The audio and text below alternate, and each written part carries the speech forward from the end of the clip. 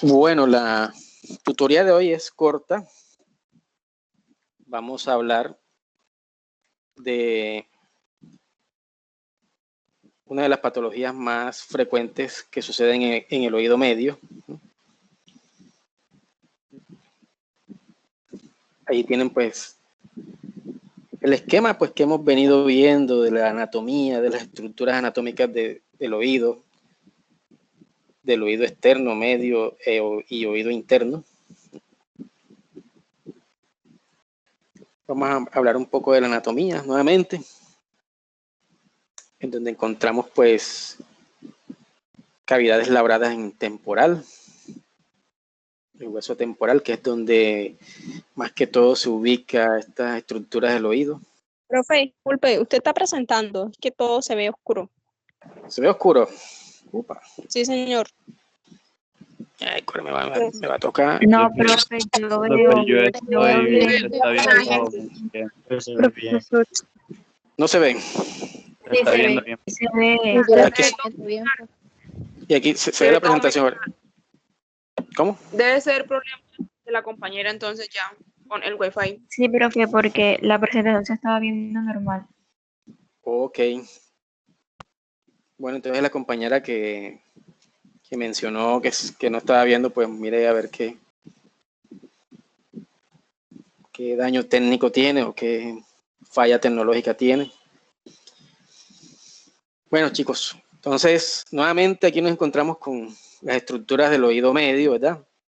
Recordemos los canales semicirculares, en donde circula la endolinfa, la cóclea, ¿verdad? El nervio vestíbulo coclear, que hacen parte del oído interno, pues que veremos la patología posteriormente aquí en nuestro oído medio, con el oído externo, con su canal auditivo externo, lóbulo de la oreja, la membrana timpánica o tímpano, la trompa de Eustaquio de la cual tanto hemos hablado, y la cadena de huesecillos, ¿verdad? Generalmente, toda esta anatomía está revestida por una mucosa y principalmente pues esa mucosa tiene de compañero pues las cavidades aéreas por donde se produce el estímulo, ¿verdad? De las ondas vibratorias que terminan acá ya en el oído interno como estímulos eléctricos que van hacia el cerebro e interpretan todo lo que acá entra. Entonces, siguiendo con la parte anatómica, ahí tenemos la caja del tímpano. Se llama así por todas estas estructuras que representa. Tenemos el epitímpano, mesotímpano y el hipotímpano. Y las relaciones anatómicas. En la cara medial, todo lo que es cara medial es hacia el interior. O sea, supongamos que aquí está el encéfalo, está la cabeza, aquí está la oreja. Todo lo que es medial es hacia el interior del organismo. Cara medial se relaciona con el promontorio. La cara lateral es lo que está por fuera del organismo. Se relaciona con el tímpano. En la cara posterior, o sea, detrás de esto, o sea, de aquel lado, está la apófisis mastoide, que es una protuberancia que se encuentra inmediatamente posterior al lobo de la oreja. En la parte anterior, o sea, lo que está enfrente, ¿sí? Todo lo que tiene que ver con la arteria carótida interna, la trompa de Eustaquio, y en la parte superior, todo lo que tiene que ver con la fosa craneana y la vena yugular. Entonces, ahí tenemos la caja timpánica con las diferentes referencias anatómicas. Estructura principal, la membrana timpánica. Así es como se ve. Una membrana timpánica a la otoscopia. Ojalá pues podamos tener la oportunidad de hacer otoscopia, de revisar la membrana timpánica para que ustedes en vivo y en directo, entre ustedes mismos, se examinen y puedan hacer la diferencia anatómica. Entonces, tenemos estructuras en las que se vislumbra el mango del martillo, el humbo del martillo. Aquí pues el triángulo luminoso que siempre se hace cuando introducimos el otoscopio para ver las estructuras internas. Tenemos la pars flácida, que es una membrana externa, ¿verdad? De ese tímpano, y la pars externa, que también es una membrana. Y el proceso lateral, que coincide pues con el mango del martillo. Entonces tenemos características de esa membrana timpánica cónica de diámetro de 10 milímetros y generalmente son 3 membranas, ¿verdad? La pars tensa, el proceso lateral y la pars flácida. La superficie se divide en pars tensa y pars flácida. Tiene inervación por ramas del trigémino, el nervio vago y el nervio glosofaríngeo. Por eso es que cuando hay afectación del oído, por ejemplo, que es el nervio trigémino, tiene ramificaciones a nivel facial. Por eso cuando hay una afectación del oído que produce dolor, puede haber irradiación de ese dolor a la fascia. Tenemos la cadena ossicular, ya esto lo hemos dado también, formada por 3 huesecillos. El martillo de 7 a 9 milímetros presenta cabeza, mango, manubrio, apófisis externa, apófisis que une en la parte anterior a el extremo del yunque. Estas diapositivas aquí se me corrieron. Yunque de más o menos 25 milímetros y el estribo, que es un poquito más pequeño. Tenemos allí la cara articular, el proceso lateral, cuello, proceso, el manubrio, la cara articular, el yunque, la rama corta, el cuerpo, la rama larga. Y tenemos pues todas esas apófisis que tienen que ver con la anatomía del estribo. Entonces aquí pues una gráfica para hacer referencia a cómo queda la membrana timpánica con respecto a la cadena ossicular, que pega directamente con la ventana oval, y la ventana redonda pues que sirve para disminuir las presiones que traen las vibraciones que mueven esta cadena ossicular. Sabemos que la trompa de Eustaquio comunica al oído medio con la nasofaringe. Sabemos pues que todas las implicaciones que tiene una infección a este nivel o una infección a nivel del conducto auditivo externo y el oído medio se divide en 2 porciones. La porción ósea, que está en el interior del peñasco. Recuerden que este es el peñasco del temporal, comunicando a la caja timpánica. Acuérdense que la caja timpánica es toda esta estructura. Y hay una porción cartilaginosa que corresponde a los otros 2 tercios, ¿sí? Un poquito más larga, o sea, este corresponde a 1 tercio, esto que está acá de longitud 1 tercio, 2 tercios, perdón, desemboca en la rinofaringe. Se abre activamente por los músculos elevador y tensor del paladar durante la deglución, masticación y bostezo. De allí la importancia de mantenimiento de las presiones que maneja tanto el oído medio, ¿verdad?, como esta trompa de Eustaquio. Y la función es proporcionar una vía aérea desde la nasofaringe al oído para igualar las presiones. Ya de esto también hemos hablado bastante. La importancia de la trompa de Eustaquio, además de la comunicación, es brindar una vía, un medio aéreo que permita disminuir las presiones altas que puedan presentarse aquí a nivel del oído medio. Ahí tenemos la mastoide. Es una cavidad neumatizada en el hueso temporal. ¿Sí? El hueso temporal, tenemos la mastoide, toda esta estructura, en la cual pues lo que hay es unas celdillas, ¿verdad?,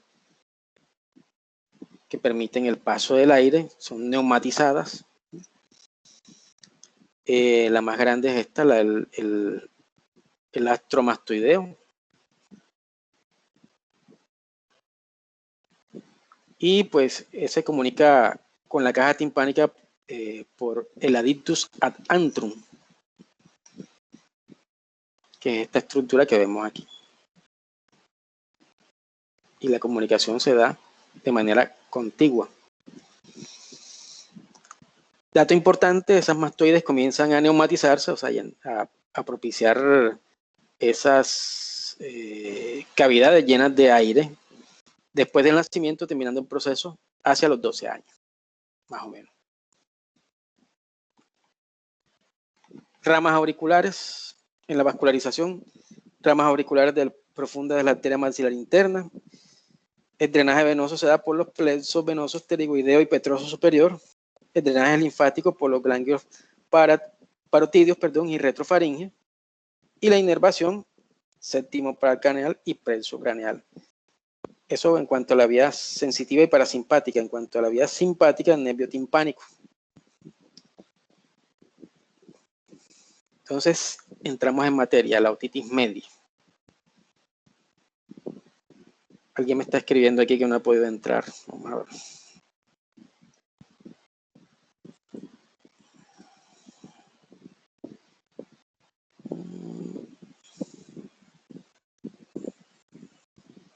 Bueno. La idea pues de grabar la clase es para esas dificultades técnicas que podamos presentar. De todas maneras, si yo veo que es muy difícil el manejo de Teams, pues buscamos otra opción. Porque veo mucha dificultad. ¿Qué se define como otitis media? Infección viral o bacteriana del oído medio. Ojo que también esa infección también puede darse por hongo. Con un periodo menos de 3 semanas caracterizada por la presencia de líquido en dicha cavidad y generalmente secundaria a una infección de las vías respiratorias superiores. Entonces, ojo con el concepto. Viral, bacteriana o fúngica de menos de 3 semanas de duración. Y se caracteriza por presencia de líquido en dicha cavidad generalmente secundaria a una infección de la vía respiratoria superior. Tenemos un tipo de otitis media seromucosa, que no es más que todos esos procesos inflamatorios del oído medio con una colección de líquido de más o menos 3 meses de duración. Hay una ausencia de síntomas, generalmente la persona no manifiesta mucha sintomatología, y hay una ausencia de signos de infección, ¿ya? Piógena, o sea, la presencia de pus, de material purulento en la cavidad auditiva. Característicamente, todos esos niños que tienen problemas de hipoacusia, es decir, disminución de la agudeza auditiva por diversas causas, generalmente en el promedio de los 2 a los 6 años. Afecta al 10% de los niños en edad preescolar cuando hay una hipertrofia del adenoides. Acuérdense que el adenoide, más adelante lo vamos a ver, es una estructura la cual si presenta un aumento o una hipertrofia, un aumento del tejido, empieza a producir obstrucción,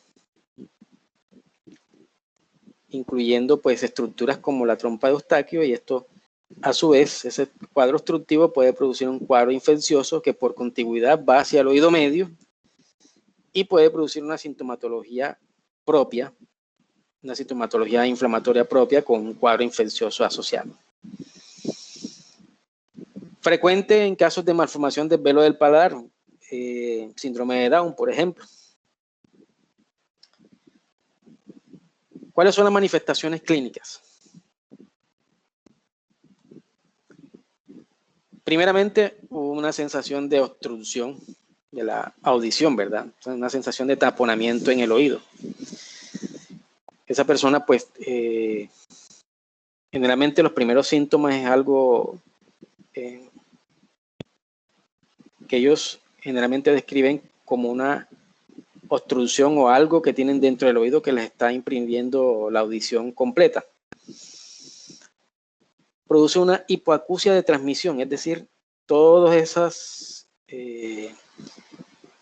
eventos, todas esas vibraciones que se dan a través del canal auditivo, a través de la membrana timpánica, se van a disminuir, y por tanto, si hay una disminución de todos esos estímulos de todas esas vibraciones, pues va a haber una disminución de la transmisión del sonido.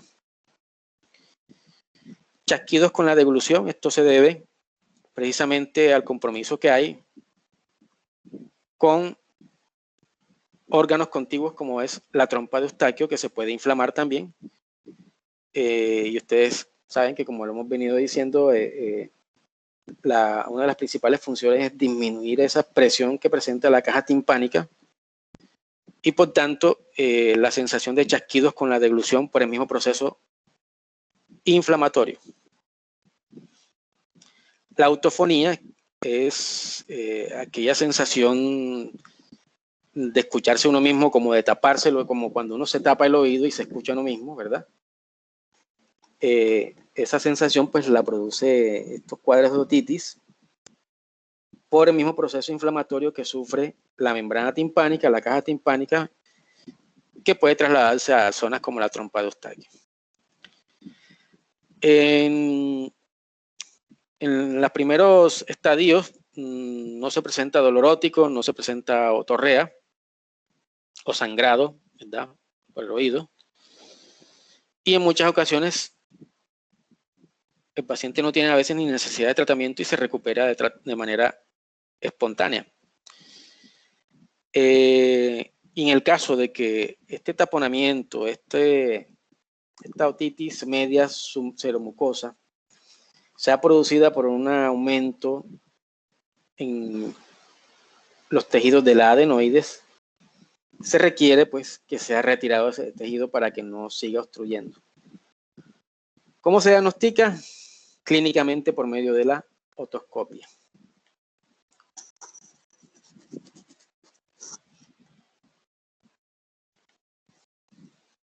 Tenemos allí algunas causas. Aquí ya hablando propiamente de la otitis media aguda. Aquí hablando, ya aquí terminamos de hablar de la otitis media seromucosa. Estoy hablando de la otitis media aguda. Es un proceso inflamatorio que se produce a nivel de la membrana timpánica y sus órganos anexos, cuya etiología es diversa también. Puede ser bacteriana, puede ser viral o puede ser producida por hongos también, pero en la mayoría de los casos es bacteriana o viral. Como causa bacteriana tenemos el Streptococcus pneumoniae en un 35% como causa, es una de las mayores causas este germen. Tenemos el Haemophilus influenza en un 25%. Tenemos la Moracella catarrhalis en un 13% y tenemos el Staphylococcus pyogenes en un 4%. Generalmente hay unas vías de propagación, ¿verdad?, en las cuales pues este tipo de gérmenes van a colonizar toda la anatomía de esa caja timpánica, toda la anatomía del oído medio. Una de las principales es la vía tubárica, que como ya lo hemos mencionado, por contigüidad, ¿sí?, por medio de la trompa de Eustaquio. Si hay un proceso infeccioso a nivel de la rinofaringe, ese proceso infeccioso se puede transmitir hacia esa trompa de Eustaquio y de allí pasar por vía tubárica, es decir, por contigüidad al oído medio e infectar todas esas estructuras. La otra puerta de entrada, por el conducto auditivo externo. Si el paciente pues sufre una otitis externa, entra este tipo de gérmenes a través del conducto auditivo externo, empieza a colonizarlo y por contigüidad también comprometen la membrana timpánica y la cadena ossicular y hasta se mete a la parte tubárica. Por vía hematógena, es decir, que haya un proceso infeccioso en otra parte del organismo, en otro lado.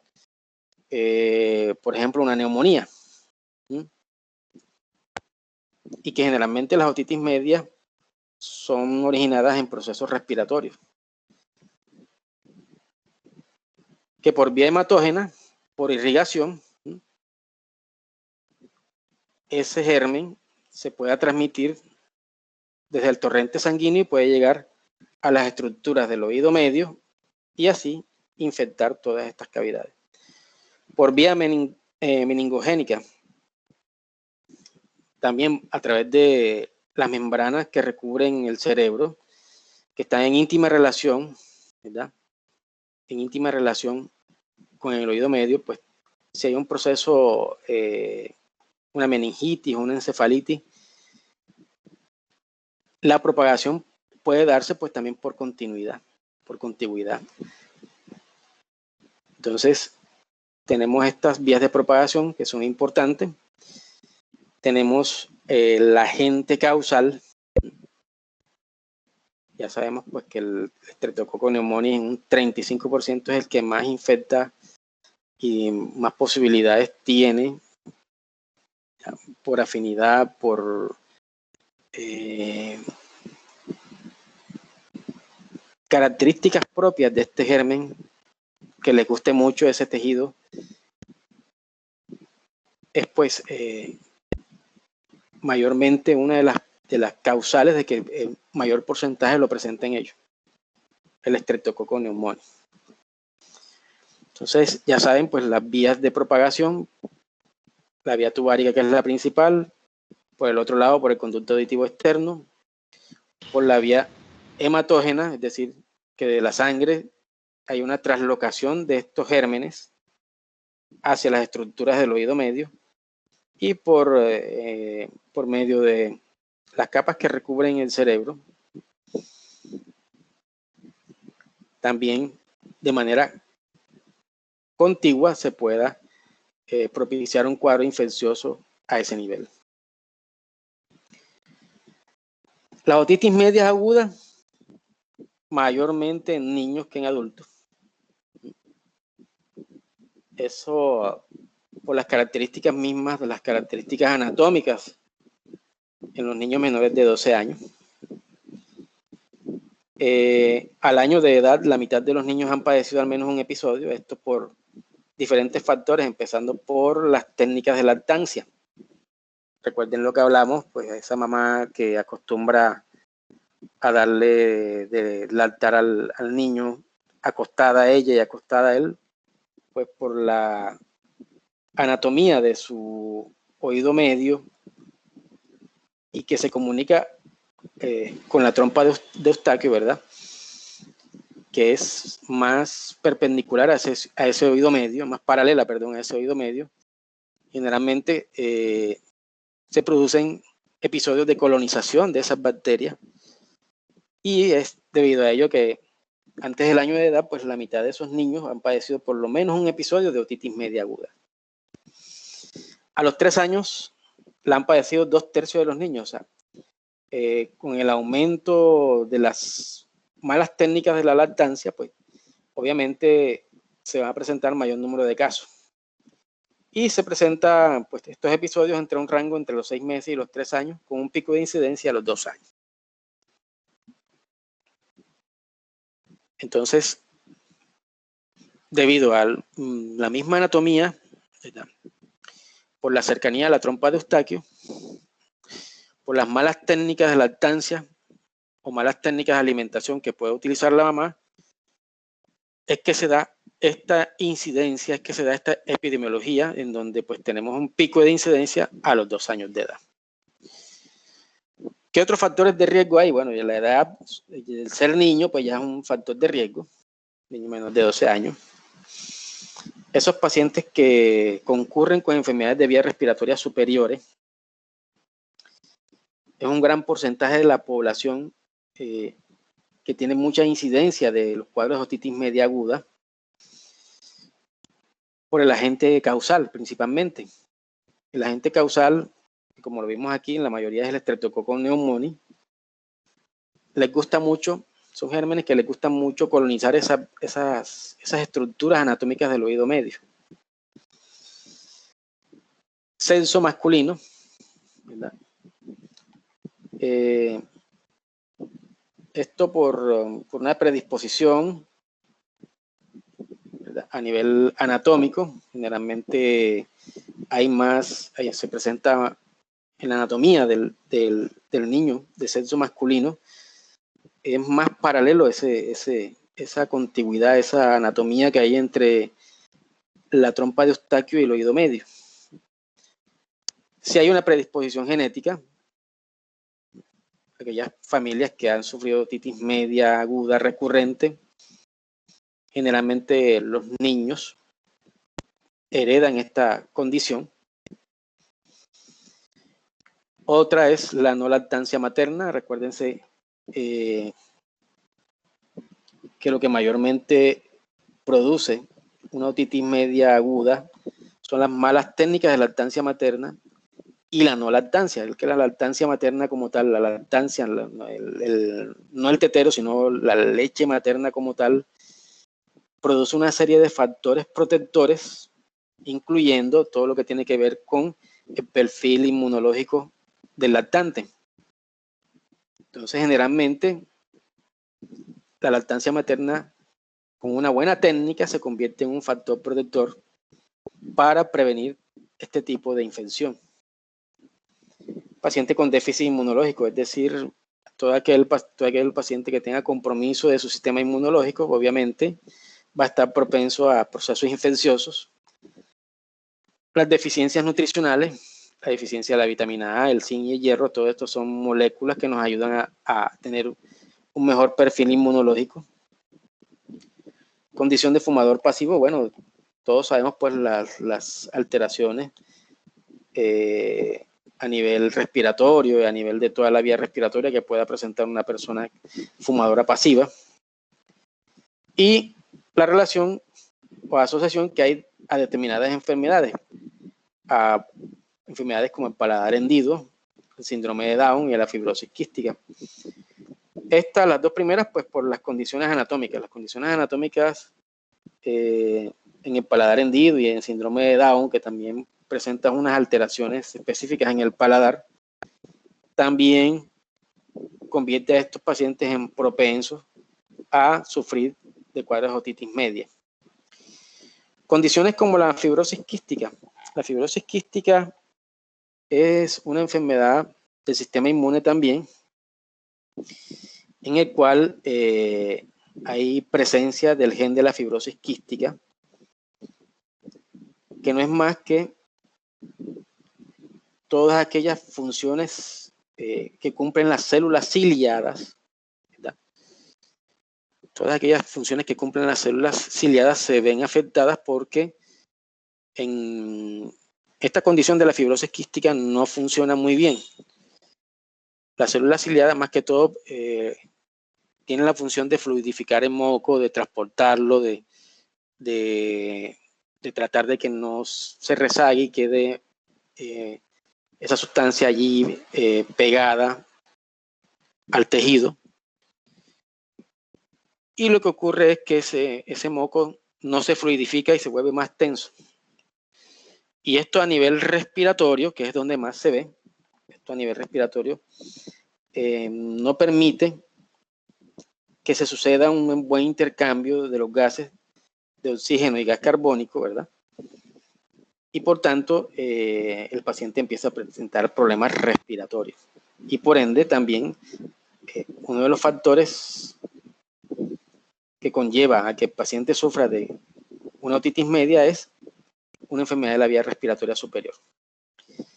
Hay otros factores como son los factores alérgicos, por ejemplo, la persona asmática, el pacientico asmático, un paciente atópico, que tiene que tener mucho cuidado con todos estos factores alérgicos, todo lo que le produce crisis puede desencadenar en un cuadro respiratorio y asimismo terminar en un cuadro de otitis media aguda. Bueno, estoy viendo aquí que a Laura no le aparece, a violinista no le aparece. Bueno, parece que hay problemas con esta plataforma. Bueno, de todas maneras voy a terminar de grabar la clase acá. Se las paso. Y miraremos a ver qué hacemos. La otitis media aguda pasa por una serie de fases, ¿verdad? desde su inicio hasta el final, se puede definir en 4 fases. La fase hiperémica, la fase exudativa, la fase supurativa, la fase de coalescencia. En la hiperémica se puede ver que hay una oclusión de la luz del tubo y se puede ver un enrojecimiento, una congestión de la membrana timpánica y la periferia. Y podemos ver un aumento de la vascularización, es decir, se puede ver claritico aquí, un aumento del tono de las arteriolas y las arterias.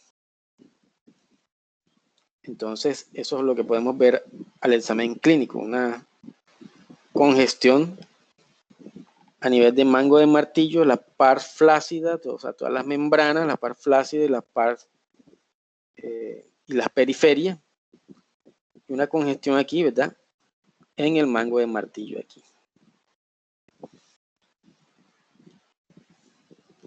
Una hiperemia o enrojecimiento de las membranas externas. Clínicamente, ¿qué puede haber? Dolor de oído, otalgia y la presencia de fiebre. No sé si hay alguna pregunta hasta aquí. ¿Sí me están escuchando? ¿Sí me escuchan? Sí, profesor, sí le está escuchando. Ok. Profesor. Listo. Bueno, ¿alguna pregunta hasta aquí? Bueno, sigue la fase exudativa. Todo esta inflamación, toda esta cascada inflamatoria que se produce aquí, en la fase exudativa se produce un escape de suero, fibrina, eritrocitos, polimorfonucleares desde los capilares. Hay una transformación del epitelio del tímpano. El epitelio del tímpano generalmente es un epitelio cuboideo, epitelial cuboideo, y se convierten en células caliciformes mucosecretantes y de allí se produce un exudado a presión. Entonces es importante esto en la fase exudativa. Escape de suero, fibrina y eritrocitos, y las células epiteliales cuboideas del tímpano se convierten en caliciformes mucosecretantes. ¿Qué se presenta en esta segunda fase? Persiste el dolor óptico, fiebre severa, reacción mastoidea en niños y lactantes pequeños, y a la otoscopia, membrana timpánica engrosada, congestiva abultada con pérdida de sus detalles anatómicos. Entonces, vemos algo parecido a esto, pero un poco más avanzado, con algo de secreción de líquido seroso. Y una característica principal es esa reacción mastoidea, una mastoiditis. Vamos a buscar la gráfica para que vean cómo se ve un cuadro de mastoiditis acompañado mastoiditis.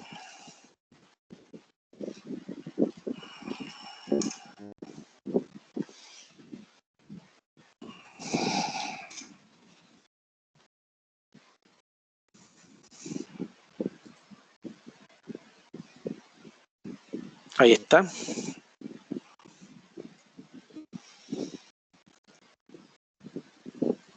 El hueso mastoide inflamado. Se produce una reacción inflamatoria cuando hay un proceso infeccioso. Aquí lo demuestra. Proceso infeccioso aquí a nivel del oído medio.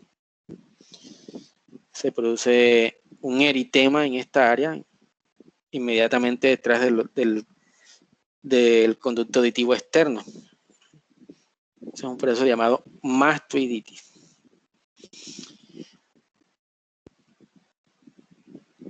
Entonces, la membrana timpánica está engrosada, congestiva, abultada, o sea, es parecido a esto, pero mucho peor.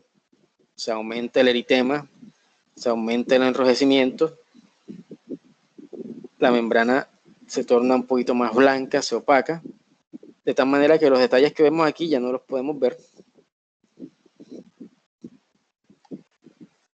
La siguiente fase es la fase supurativa, en la cual pues hay un escape de todo ese proceso inflamatorio. Ocurre la perforación espontánea y el drenaje del líquido hemorrágico serosanguinolento y luego mucopurulento. Aquí vemos la membrana timpánica ya de color amarillo completamente, llena de pus. Se produce la perforación espontánea, o sea, ya aquí la membrana timpánica, la estructura no resiste, se rompe y todo ese líquido hemorrágico purulento, serosanguinolento sale por aquí. Clínicamente, ¿en qué se mantiene? Disminuye el dolor óptico, porque ya se rompió la membrana y ahora entra una fase de recuperación. Disminuye la fiebre. Se mantiene la disminución de la agudeza auditiva. La mastoiditis generalmente mejora. Y a la otoscopia vemos la perforación de la pars tensa, o sea, una de las membranas externas timpánicas.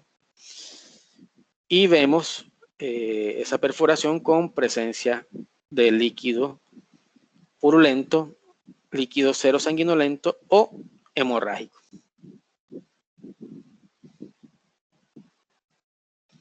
La fase de coalescencia. Esta fase ocurre en menos del 5%, persiste la supuración, hay un engrosamiento de las membranas del muco periósteo que causa cierta obstrucción de las secreciones, hay descalcificación y reabsorción ósea de las celdillas aéreas. Entonces, en esta etapa, vamos a mirarla aquí en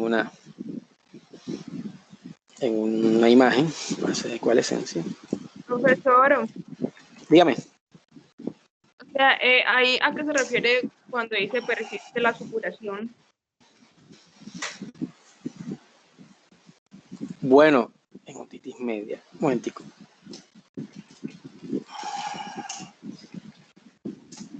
Cuando dice que persiste la supuración, es decir, todas estas secreciones que aquí en la fase supurativa, pues, se debieron haber drenado mayormente, que puede ser pus, puede ser sangre, puede ser líquido serosanguinolento, se sigue presentando aquí en esta fase.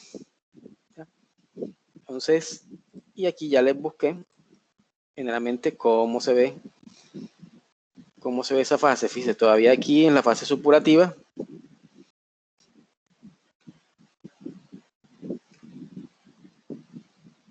y por acá, ya aquí está, ya la fase de coalescencia. Aquí ya la secreción, como dice ahí, puede continuar por un par de semanas más hasta la normalización del oído. Y en 1 al 5% de esa población puede seguir supurando, ¿verdad? Nótese que esta membrana pues ya está hipertrófica, está endurecida, ¿verdad? Con algo de secreción, se ve así de esta manera. Entonces, bueno, ya en esta etapa, como lo mencionamos en la presentación, hay cierto episodio de descalcificación y reabsorción ósea de las celdillas aéreas, o sea, hay una recuperación de esas celdillas que vimos al principio de la presentación.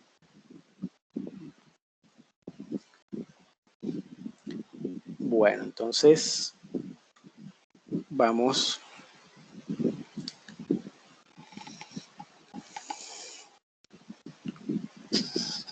Profe, una pregunta. Dígame.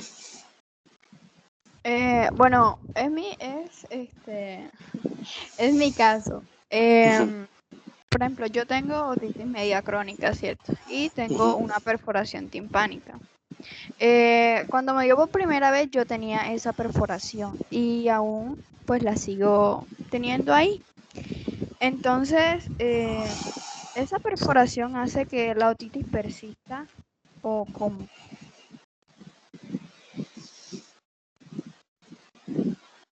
Este cuadro que tienes tú ya es un cuadro de otitis media crónica, ¿no? Porque ya me dices que vienes hace rato con esa. Sí, Vienes a señor. hacer. El tema en las otitis medias crónicas es que generalmente en las agudas todo el tejido de la membrana timpánica se recupera y vuelve a ser normal. Pero en estos cuadros de otitis media recurrente y otitis media crónica, esa membrana timpánica en su estructura, pues ella trata de recuperarse, pero como cada ratico sucede esto,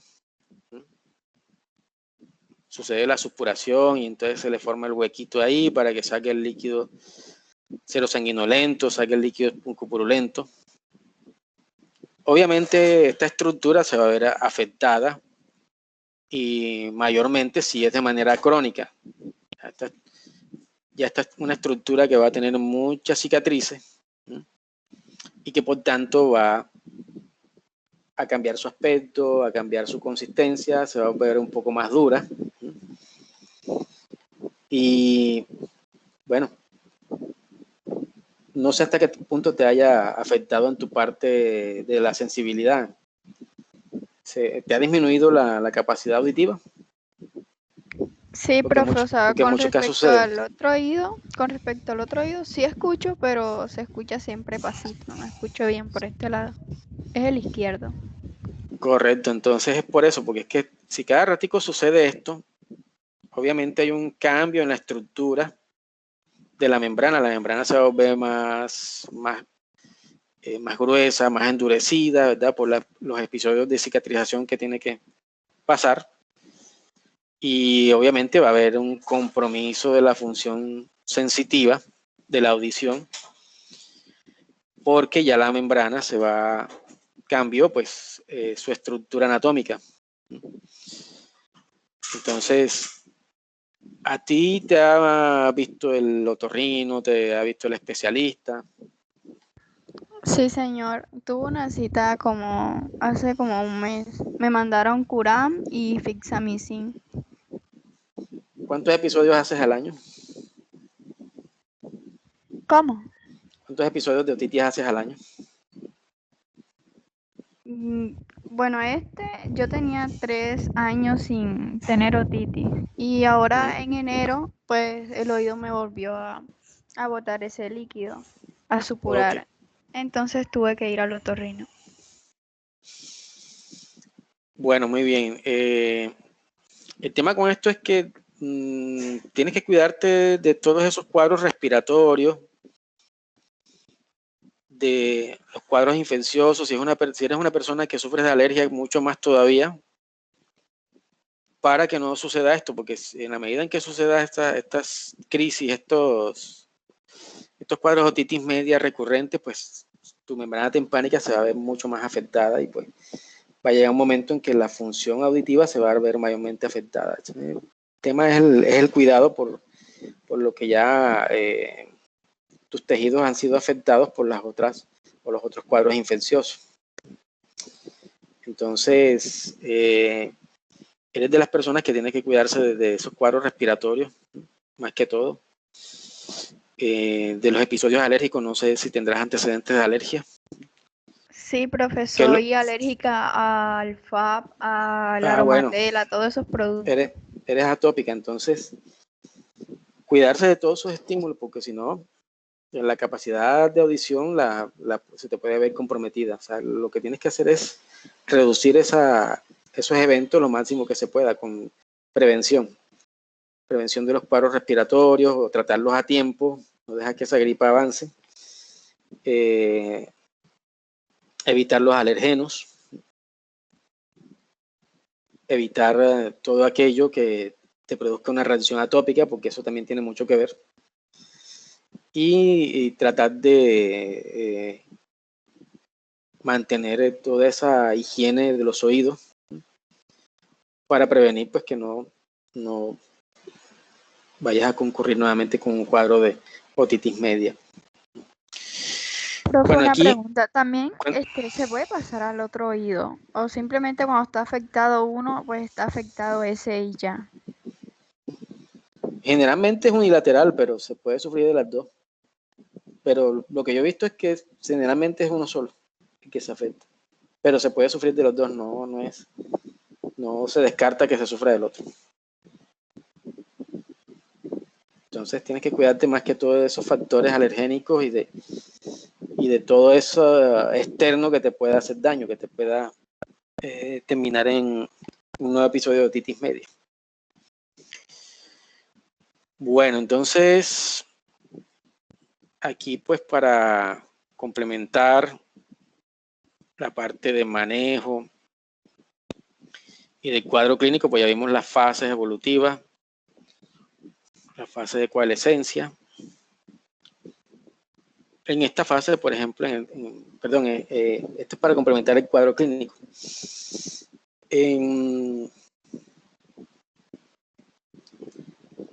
Tanto adultos como en niños, pues el principal síntoma es la otalgia, ¿verdad? El dolor óptico que se puede acompañar de fiebre. Esa otalgia intensa puede ser de característica pulsátil en los adultos.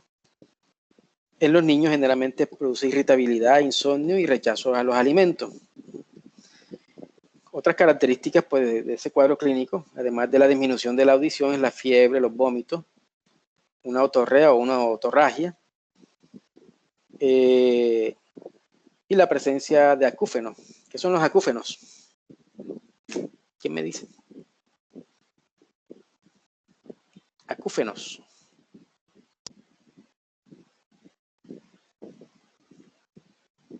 Bueno, los acúfenos son esa sensación de sibilancia que siente uno a nivel del conducto auditivo externo y la membrana timpánica.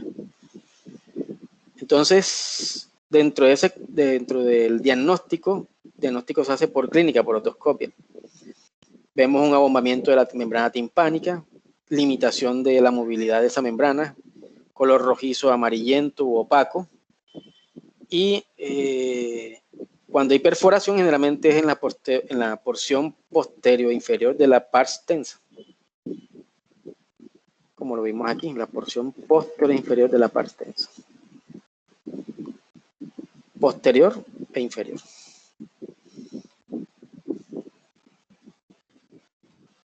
Entonces allí tenemos algunas características de la membrana timpánica. Se presenta un abombamiento de la misma en un 90%. En algunos casos se torna de color amarillo, otras en un 46% se torna enrojecida y en un 52% se torna opaca. Aquí vemos pues la relación directa, ¿verdad?, que hay con la trompa de Eustaquio, que es la que hemos venido hablando. Aquí tenemos unos criterios de la otitis media con derrame y la otitis media aguda. Entonces, habla de que la otitis media con derrame, generalmente el color de la membrana timpánica es blanco, amarillo, ámbar, rojo o azul. Hay ausencia o disminución de la movilidad de la membrana timpánica. Existe un proceso, ¿verdad?, un derrame del oído medio, pero sin inflamación aguda. Es decir, todo eso que tiene que ver con la otalgia, con la fiebre, no se presenta en el caso de la otitis media con derrame. En cambio, en la otitis media aguda, hay una inflamación aguda y al menos uno de estos criterios, la membrana timpánica llena o abombada, enrojecimiento de la misma, otalgia aguda, se puede presentar otorrea purulenta y pues son los parámetros o los criterios que hay que tener en cuenta para diagnosticarla como otitis media aguda. Tratamiento. Manejo del dolor a la administración de antipiréticos antiinflamatorios. En el caso de los niños, manejo con acetaminofén, 15 a 20 miligramos por kilodosis, cada 4 a 6 horas. Puede dar ibuprofeno, 10 miligramos kilogramo dosis, cada 6 horas. Y el tratamiento antibiótico Generalmente uno lo ordena por 10 días, hay algunos que lo recomiendan por 5, 10 días para niños menores de 2 años y 5 días para niños mayores de 2 años. ¿Sí? Entonces, generalmente de elección, cuando no hay otorrea, no hay recurrencia, no hay factores de riesgo, se usa amoxicilina a 50 miligramos kilogramo día, 2-3 veces por 7 días. Cuando hay otorrea, recurrencia de la otitis, factores de riesgo, le podemos dar amoxicilina con ácido clavulánico, 80-90 miligramos kilogramo día. Y como segunda opción tenemos la cefuroxima a 30 miligramos kilogramo día en 2 dosis. Y una pues que no está mucho en el mercado, que es la cefpodoxima, procetilo a 8 miligramos kilogramo día en 2 dosis. ¿Cuándo hay que hacer miringocentesis? ¿Cuándo hay que hacer miringocentesis? Es decir, coger un bisturí y hacer una incisión en la membrana timpánica para que pueda salir el líquido. Indicaciones: otitis media aguda severa con atelectasia o retracción, es decir, que la membrana timpánica se vea retraída, se vea recogida, ¿verdad? Y que se vea el líquido purulento, hemorrágico o seremático ahí adentro, recogido también, y pues la incisión pues da la posibilidad de que pueda salirse el líquido. Falla tratamiento después de 4 semanas, le hiciste tratamiento antibiótico, le hiciste manejo analgésico, después de 4 semanas sigue lo mismo.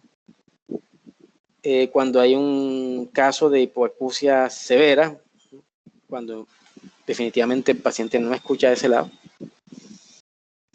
Paciente en estado crítico, inmunosuprimido, complicaciones endocranianas, cuando se presenta parálisis facial. Entonces, estos son pues las indicaciones para meter una cuchillita ahí y sacarle el fluido o el líquido. ¿Qué complicaciones puede haber? Una perforación timpánica, es decir, que esa membrana timpánica permanezca allí perforada, se infecte, se reinfecte, no responda a manejo antibiótico. Una otitis externa, o sea que de ahí del proceso inflamatorio infeccioso pase al oído externo. Persistencia de la mastoiditis. En cuanto a las funcionales, una hipoacusia conductiva, que es la que puedes tener, acompañar a que sufre de otitis recurrente. La tienes pero leve, entonces a evitar esas otitis medias recurrentes. Una hipoacusia neurosensorial, es decir, que haya ya compromiso a nivel neurológico.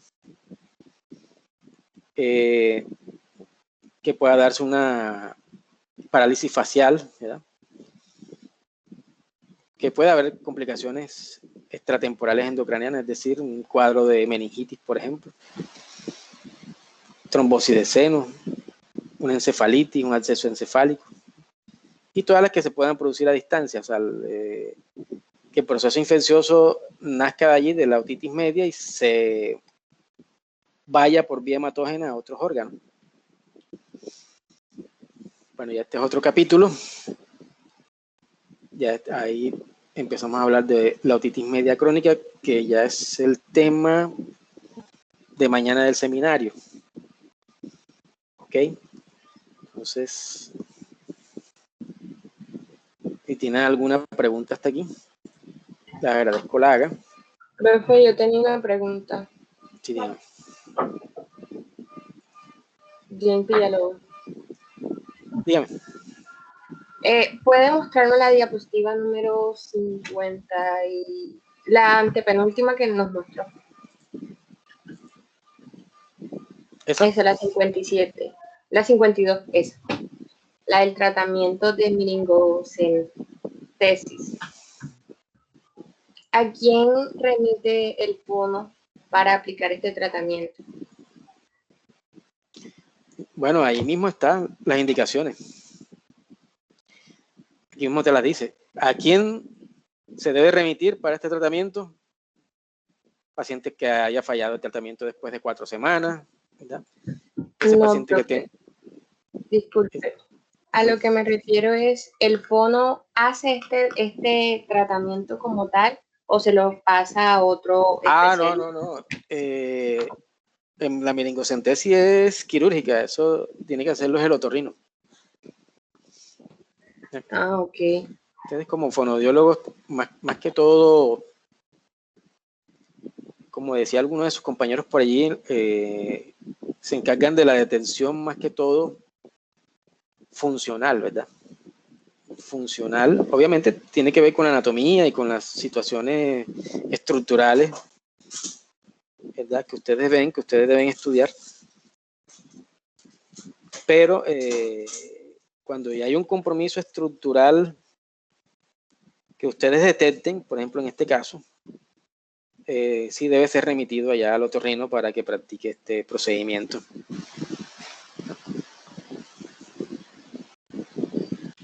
¿Qué pueden detectar ustedes aquí? Pues la parte funcional, ¿verdad?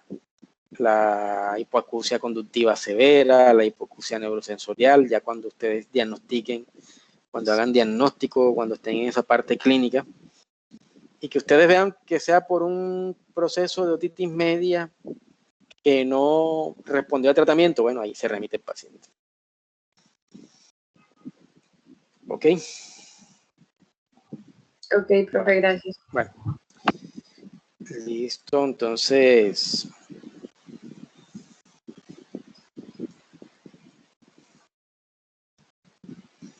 Bueno, entonces estoy pendiente, me comprometo antes del sábado, pues ya no pude montar las diapositivas. Vamos a quitar esto aquí. No pude montar las diapositivas en la plataforma. Porque el formato no me lo permitió. De todas maneras, yo por ahí tengo su correo, se las voy a enviar a su correo y apenas baje el video, voy a tratar de montarlo en la plataforma y les aviso para aquellos que no pudieron asistir. Oye, no sé si tienen alguna pregunta hasta aquí. Bueno, entonces mañana empezamos con los seminarios. Primer grupo de otitis media crónica y clasificaciones y cerosis, clasificaciones. Mañana nos vemos a las 2 de la tarde, 2:15. ¿Ayer? Profe, mañana pasan 2 grupos nada más. Mañana pasó un grupo. Grupo 1. Ah, un solo. Ah, ya. ¿Ok? Esto. Bueno, listo. Bueno, quedamos así. Nos vemos mañana nuevamente. Que tengan buena tarde. Bueno, profe. También. Listo, profe. Muchas gracias, profesor. Hasta luego, profesor. Bien.